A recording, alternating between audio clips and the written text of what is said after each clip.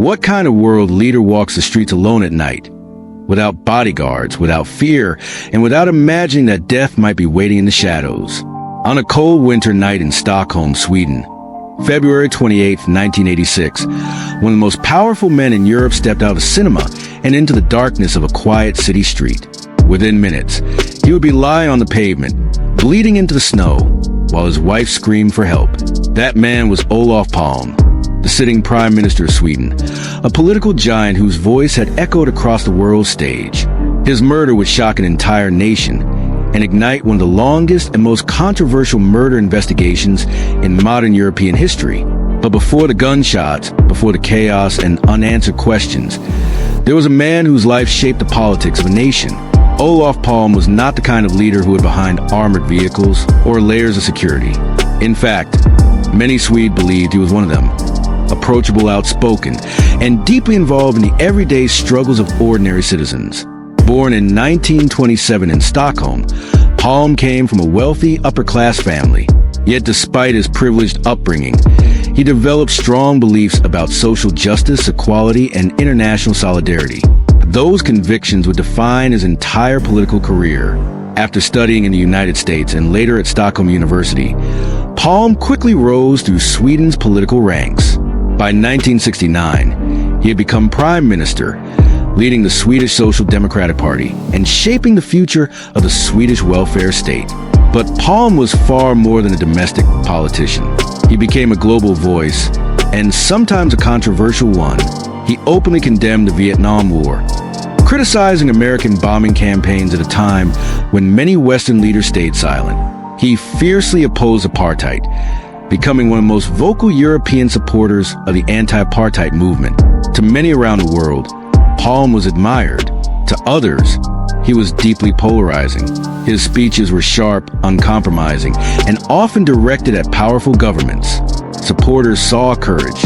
Critics saw recklessness. But within Sweden, something about him remained uniquely human. Unlike most world leaders, Palme refused to surround himself with constant security. It wasn't unusual for citizens in Stockholm to see their prime minister walking through the streets, shopping in local stores, or riding public transportation.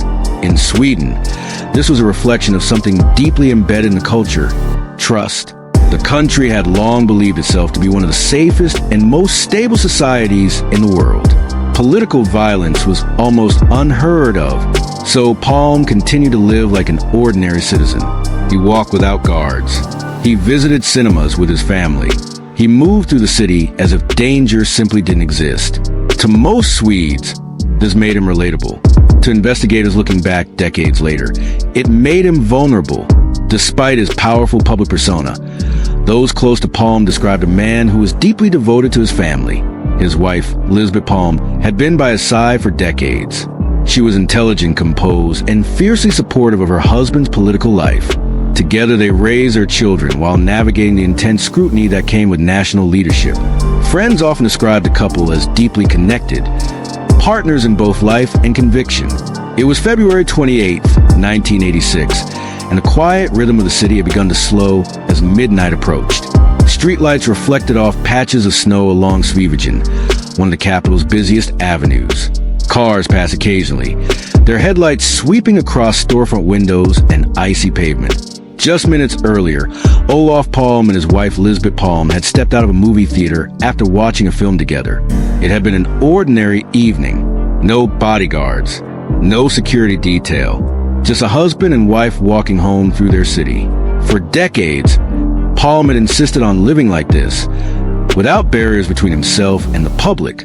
It was a quiet expression of Sweden's deep belief in trust and safety. But on this night, that trust would shatter. As the couple walked south along Sveavägen, they reached an intersection near a shop window.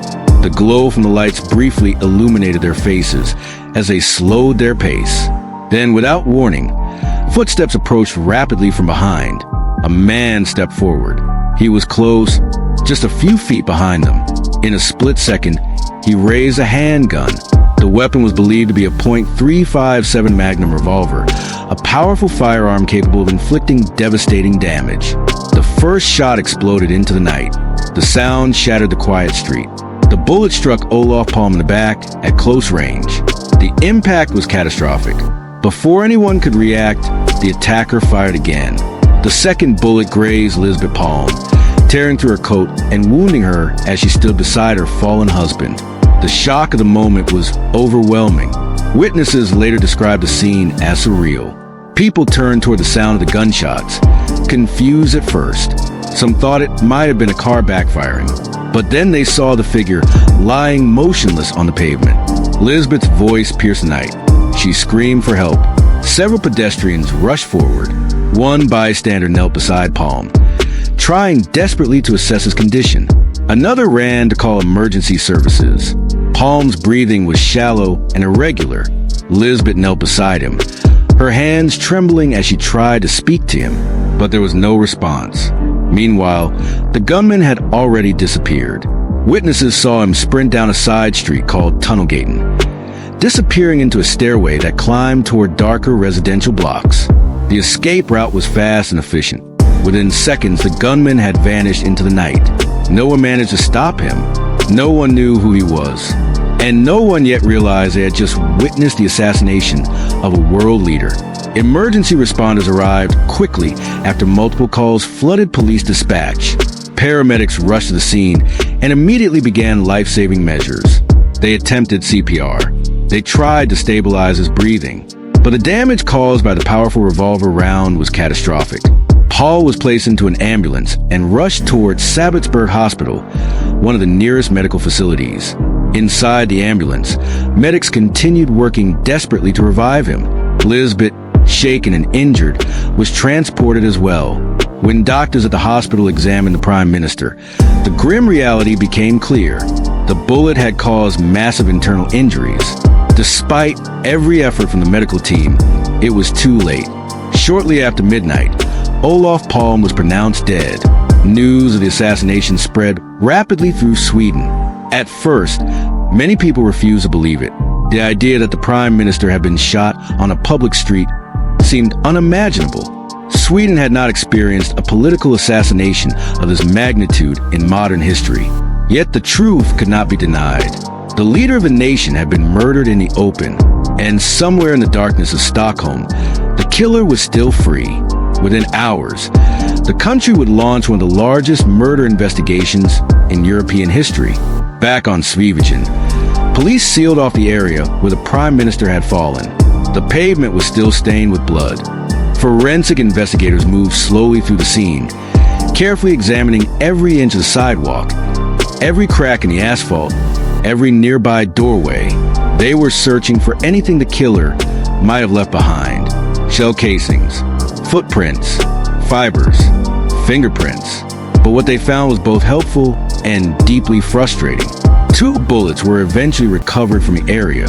Ballistics experts determined that the rounds had come from a .357 Magnum revolver, a powerful handgun often associated with large-frame revolvers manufactured by companies like Smith & Wesson. But there was one crucial problem. A revolver does not eject shell casings when fired. That meant the killer had taken the most important pieces of evidence with him. The murder weapon was gone, and without the gun, investigators had no direct way to trace the firearm back to its owner. The trail had already begun to grow cold. Police began interviewing anyone who had been near the crime scene. Pedestrians, drivers, nearby shop workers, late-night customers leaving restaurants and bars. Within days, the number of witnesses grew into the hundreds, then the thousands. Some reported seeing a tall man running up Tunnelgaten moments after the gunshots. Others described a figure wearing a dark coat and hat. A few believed the killer had been standing nearby long before the attack happened, quietly observing the Prime Minister's movements. But witness statements quickly became contradictory. Descriptions of the suspect varied wildly. Some said he was tall. Others said average height. Some remembered a hat. Others insisted he had none. In a crowded city street filled with startled witnesses, memories blurred and details shifted. And as investigators struggled to piece together the timeline, the mystery only deepened. People began asking frightening questions. Had the Prime Minister been targeted by extremists? Was this the work of an international conspiracy? Could a foreign intelligence agency have been involved? Some investigators began examining the possibility that militants linked to the Kurdistan Workers' Party were responsible. Others looked into Swedish far-right groups who had openly criticized Palme's political views. There were even whispers about foreign intelligence agencies angered by his outspoken criticism of global powers. Each theory seemed plausible at first glance, yet none produced the evidence investigators desperately needed. The deeper they searched, the more the case seemed to dissolve into uncertainty. Behind the scenes, the investigation itself began to face criticism. Early mistakes were becoming impossible to ignore. Some witnesses had not been questioned quickly enough. Certain crime scene procedures were rushed in the chaos of the moment. Information between police units was not always shared efficiently. Over time, investigators would question whether crucial clues had been lost in those first frantic hours. What if someone important had walked away before police arrived? What if a key witness had been overlooked? What if the killer had been closer than anyone realized? Those questions would haunt the case for decades. For nearly 3 years after the assassination of Olof Palme, investigators chased thousands of leads. Then, in 1988, detectives believed they had finally found the man responsible. His name was Christer Pettersson, and his life story seemed to fit the profile of someone capable of brutal violence. Christer Pettersson was already well known to Swedish police long before Palme's murder. He had a long history of criminal behavior, alcoholism, and drug abuse. Friends described him as unpredictable, sometimes quiet and withdrawn, other times explosive and aggressive. To investigators under immense pressure to solve the assassination, he appeared to be a promising suspect. But what truly brought Pettersson to the center of the case was not physical evidence. It was a testimony of a grieving widow. Police arranged a lineup for Lisbeth Palme, the only person who had seen the killer at extremely close range. She had been standing beside her husband when the gunman fired the shots. Even though the moment had lasted only seconds, investigators believe her memory could identify the attacker.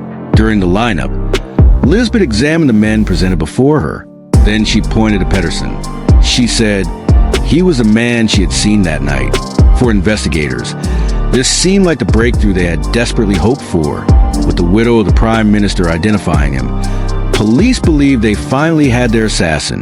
In 1988, Pettersson was arrested and charged with the murder of Sweden's Prime Minister. The country watched closely as the case moved to trial. The courtroom proceedings quickly became one of the most closely followed trials in Swedish history. Prosecutors argued that Pettersson had acted alone, a violent, unstable man who had encountered the Prime Minister by chance and killed him during a robbery attempt gone wrong. According to this theory, Pettersson had mistaken Palme for a wealthy civilian walking through the city. But the prosecution faced a major problem. They had no murder weapon.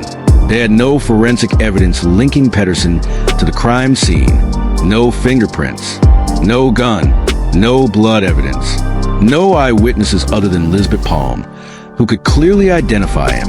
Despite these weaknesses, the emotional power of Lisbeth's testimony carried enormous weight in the courtroom. She described the terrifying moment when the gunman stepped forward and fired. She told the court she was certain Pettersson was the man she had seen that night. In 1989, the court reached a verdict. Christer Pettersson was found guilty of the assassination. He was sentenced to life imprisonment. For many Swedes, the conviction brought a sense of closure. But that feeling would not last long. Pettersson immediately appealed the conviction. During the appeal, defense attorneys began dismantling the prosecution's case piece by piece. They raised serious concerns about the police lineup. Lisbeth Palme had been shown images of Pettersson before the lineup took place, potentially influencing her identification. Even more troubling, investigators still had no physical evidence tying Pettersson to crime. No gun had ever been found. No witnesses could place him definitively at the scene at the exact moment of the shooting. And there was no clear motive explaining why he would murder the Prime Minister. The defense argued that Pettersson had simply become a convenient suspect, a troubled man whose violent past made him easy to blame. When the appeals court reviewed the case, the outcome stunned the nation. The conviction was overturned. Christer Pettersson was acquitted and released. The man once declared the assassin of Sweden's Prime Minister walked out of prison a free man. The decision reignited the national sense of uncertainty. If Pettersson was not the killer, then who was? The investigation had already consumed enormous resources. By this point, detectives had questioned over 10,000 individuals and pursued countless leads. Yet the identity of the gunman remained unknown. Over the following years, theories multiplied. Some believed the assassination was part of an international conspiracy. Others suspected extremist political groups. But as detectives revisited old witness statements and reconstructed the timeline of that terrible night, one name began surfacing again and again. A man who had been present near the scene. A man who had spoken to police. A man who insisted he was simply a witness. His name was Stig Engström, and the deeper investigators looked into his story, the more unsettling it became. Stig Engström was not an obvious suspect at first. He worked as a graphic designer at the Scania insurance company, whose office building stood just steps away from the crime scene on Sveavägen. On the night of the assassination, Engström had been working late, according to records from the building. He left the office at approximately 11:19 p.m., just minutes before the fatal shots were fired. This placed him extremely close to the moment when the Prime Minister was killed. In fact, close enough that he would soon appear at the scene after the shooting. Engström quickly contacted journalists and police, describing himself as one of the first witnesses to reach the wounded Prime Minister. He gave interviews to newspapers and television outlets, explaining that he had tried to help after the shooting. But something about his story raised concerns. The details kept changing. At first, Engström claimed he had rushed toward the scene and attempted to assist Lisbeth Palme as she stood beside her dying husband. He said he had spoken to police officers and helped guide emergency responders to the wounded Prime Minister. But when investigators questioned other witnesses, something strange emerged. Many people present at the scene did not remember seeing Engström at all. Police officers who had responded to the shooting did not recall speaking to him. Some witnesses insisted the man describing himself as a key helper simply hadn't been there. This discrepancy raised a disturbing possibility. Was Engström exaggerating his role? Or was he attempting to insert himself into the narrative for another reason? Investigators began looking closer at his timeline. Engström's office building stood less than a minute's walk from where the shooting occurred. If he had exited the building at the time recorded by security logs, he could have arrived at the exact moment the Prime Minister was walking along the street. Some witnesses described seeing a man in dark clothing near the scene before the gunshots. Others recalled a figure running toward Tunnelgaten, the same escape route taken by the killer. While none of these descriptions definitively identified Engström, they placed someone with a similar appearance in the area at the critical moment. Yet investigators still lack physical evidence. No weapon, no fingerprints, no confession. And so, like so many other leads in the case, suspicion faded once again. For years, the name Stig Engström drifted quietly through the background of the investigation. But decades later, the case would be reopened with renewed determination. And when investigators revisited every piece of evidence from that night, Engström's story would no longer appear so harmless. After reviewing the full body of evidence by the late 2010, they concluded that Stig Engström was the most likely person responsible for the murder of Olof Palme. Their reasoning rested on several factors: his proximity to the scene, his inconsistent statements, his ability to move through the area unnoticed, and his familiarity with the location, including the escape route used by the gunman. But there was one final, heartbreaking complication. Engström had already died in 2000. He could never be arrested. He could never stand trial. And he could never answer the questions that had haunted Sweden for more than 30 years. With no living suspect to prosecute, Swedish authorities officially closed the investigation. Yet even as the case was declared finished, many people remained unconvinced because the assassination of Olof Palme had produced too many mysteries, too many unanswered questions, too many loose threads in a story that still refuses to fully reveal its truth. And for many in Sweden, the final chapter of this case was not closure. It was simply another layer of uncertainty. But what are the theories behind the Prime Minister's assassination? During the 1970s and 1980s, Olof Palme had become one of the most outspoken political leaders in Europe.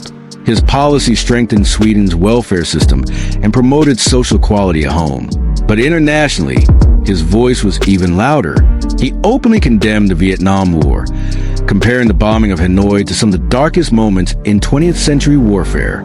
He strongly supported the struggle against apartheid, giving political and financial support to anti-apartheid movements fighting the South African regime. These positions earned Palme admiration in many parts of the world, but they also created powerful enemies.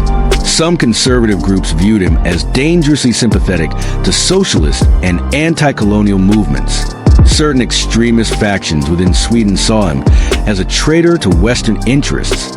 Within far-right circles, hostility toward Palme sometimes crossed a line into open hatred. Investigators spent years examining whether political extremists might have plotted his assassination. But despite intense scrutiny, no solid evidence ever proved that any organized political group carried out the attack. If the assassination was not part of a larger conspiracy, then investigators were left with another possibility: a lone individual, a person acting independently, driven by personal anger, ideological obsession, or psychological instability. When prosecutors later focused on Stig Engström, they explored whether he might fit this profile. Colleagues from the Skandia insurance company described Engström as a complicated personality. He was intelligent and capable in his professional life, but socially he sometimes struggled. Some acquaintances recalled that he could be argumentative about politics, particularly when discussing the leadership of Olof Palme. There were suggestions that he held strong criticisms of the Prime Minister's policies. Nothing that openly indicated violent intent, but enough to raise questions. Psychologists reviewing the case later considered whether Engström might have experienced a mix of personal frustration and political resentment. In certain individuals, that combination can evolve into something darker: feelings of insignificance, a desire to prove oneself, a moment where anger and opportunity collide. If Engström truly was a man who fired the gun, investigators believe the assassination may not have been a result of a long-planned conspiracy. Instead, it may have been something more chaotic. Even after authorities closed the case, alternative explanations continue to circulate. Some investigators believe the assassination may have involved the Kurdistan Workers' Party, a Kurdish militant organization active during that period. Others speculated about Swedish far-right extremists who despised Palme's politics. There were even rumors involving foreign intelligence services angered by Sweden's international policies. Each theory attracted passionate supporters, but none ever produced definitive proof. And so the assassination of Olof Palme remains suspended between fact and speculation, one of Europe's most enduring political mysteries. Regardless of who ultimately pulled the trigger, the assassination left a deep scar on Swedish society. For decades, Sweden had seen itself as a nation where political violence simply did not occur. The killing of a prime minister on a public street shattered that belief overnight. It forced the country to confront a reality that many had never imagined possible. Even today, many Swedes remember exactly where they were when they heard the news. The shock, the disbelief, the feeling that something fundamental about their society had changed forever. And for the family of Olof Palme, especially Elizabeth Palme, who had witnessed the murder just inches away, the trauma of that night would never fully fade. The assassination of Olof Palme remains one of the most studied unsolved political murders in modern Europe. Thousands of pages of documents remain archived. Thousands of interviews still sit within the investigative files. And somewhere within that mountain of information may lie details that were overlooked, misunderstood, or never fully explored. Perhaps the final truth is already hidden there. Or perhaps it was lost forever in the chaos of those first hours on Svevigen. Either way, the story continues to fascinate people across the world, because it is not just a story about a crime. It is a story about how fragile certainty can be, about how quickly a peaceful society can be shaken by a single act of violence, and about how the human mind struggles to accept mysteries that refuse to be solved. Was Stig Engström truly the man who stepped out of the darkness and fired the fatal shots? Did investigators miss crucial clues in the early hours of the investigation? Could the assassination have involved forces far larger than a single individual? Or was the tragedy simply the result of one man's anger, opportunity, and a weapon carried to the winter streets of Stockholm? Decades later, no one can say with complete certainty. And perhaps that uncertainty is what keeps this story alive. Because the assassination of Olof Palme reminds us that history is not always tidy. sometimes the most important questions remain unanswered. What do you think really happened that night? Do you believe Stig Engström acted alone, or do you think the truth behind this assassination is still hidden somewhere in the shadows? Share your thoughts and theories in the comments. And if you want to explore more true crime stories that uncover the darkest mysteries in history, make sure to subscribe and turn on notifications so you never miss the next investigation.